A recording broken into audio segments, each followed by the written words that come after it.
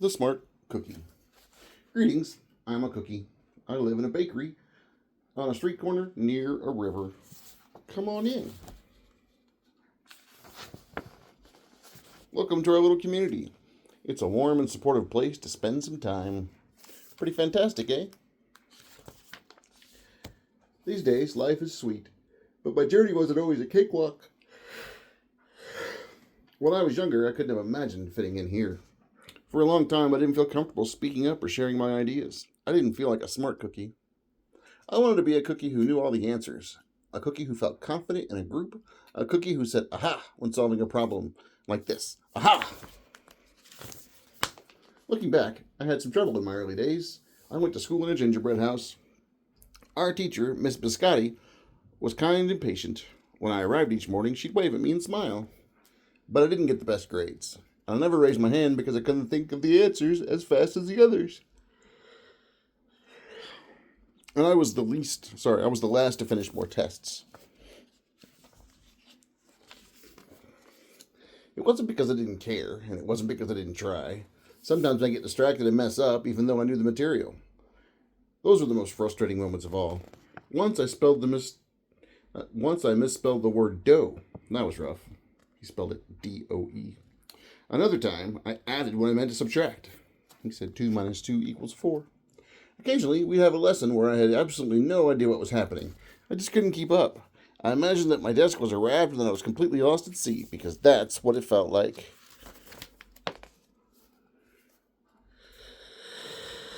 At night, I slept on a cookie jar. I had about 6 dozen roommates. They said, move. No, you move. Move. Move. No, you move. I'd stay awake and stare out the window and worry. And it went this way, day after day. But then something happened that changed everything. It all started with a homework assignment. Mrs. Biscotti requested our attention one afternoon. Tonight, I would like you to create something completely original, she announced. It can be anything you want. Please bring it to class tomorrow.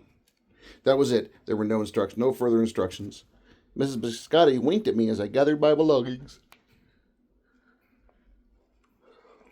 I felt like I had a million butterflies in my stomach.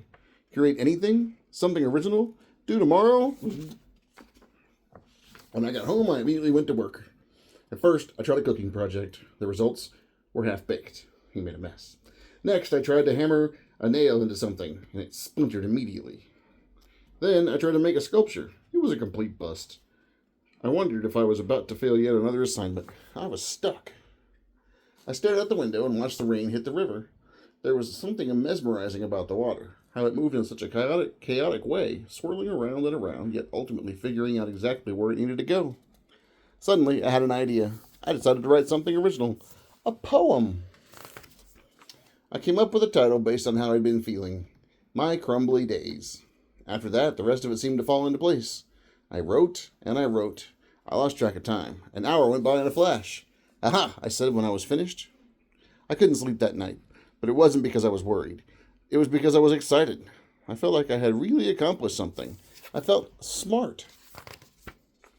The following day, Mrs. Biscotti asked for volunteers to share what we'd created. One kid showed off his original frosting art. Another kid revealed her sprinkle distribution machine. It was neat seeing how everyone was good at such different things. Finally, Mrs. Biscotti turned to me. Would you like to share anything, she asked. I gulped. I thought I'd probably crumble under the pressure. But I made my way to the front of the classroom. I noticed my hands were shaking. My mouth went dry. This poem is called My Crumbly Days, I said, my voice cracking, and then I read it aloud. As I spoke, I noticed some kids nodding at certain lines. Other kids laughed at parts that were supposed to be funny. As I built toward the finale, I felt myself becoming more confident and animated. And in the end, everybody clapped and cheered. I promise you this, I'll never, ever forget it. Mrs. Biscotti was beaming. No one but you could have written that poem, she said. It was completely original.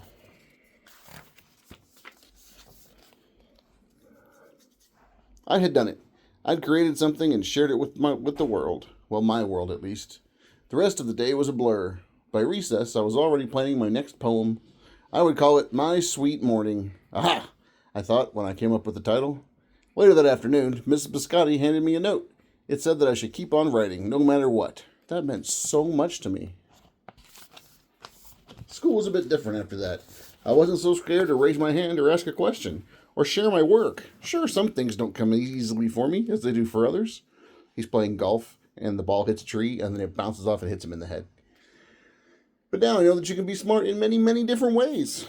You don't have to have the answers to every question or suddenly be great at everything all at once. You just need a chance to try all kinds of things, to find out who you are and what you like to do. As for me, I learned that I can write and I can think up great ideas, and I found plenty of other things I'm good at too. I no longer feel lost at sea. It's more like I'm floating down a river. And the best part is, there's always more to learn, because we're all smart cookies. Aha! The end.